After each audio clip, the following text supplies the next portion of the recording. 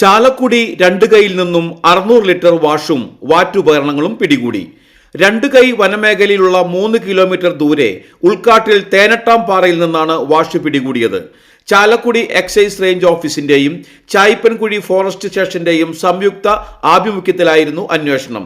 മലയോര പ്രദേശത്ത് വിവിധ ഉത്സവ ആഘോഷങ്ങൾക്കും വിവാഹ പാർട്ടികൾക്കും ലിറ്ററിന് 1500 രൂപ നിരക്കിൽ വിവിധ വാറ്റുകാർ കൊടുക്കുന്നതായി രഹസ്യവിവരത്തിന്റെ അടിസ്ഥാനത്തിലാണ് സംയുക്ത റെയ്ഡ് സംഘടിപ്പിച്ചത്.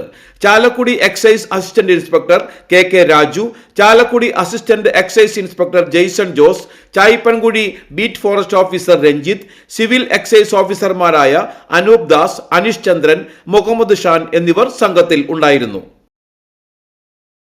ചാലക്കുടി എക്സൈസ് റേഞ്ച് ഓഫീസിൻ്റെയും പരിയാരം ഫോറസ്റ്റ് റേഞ്ച് ഓഫീസിൻ്റെ കീഴിലുള്ള കൊന്നക്കുഴി ഫോറസ്റ്റ് സ്റ്റേഷൻ്റെ പരിധിയിലുള്ള ഉൾക്കാട്ടിൽ നിന്ന് ഏകദേശം 600 ലിറ്റർ വാഷാണ് നമുക്ക് ലഭ്യമായിട്ടുള്ളത്.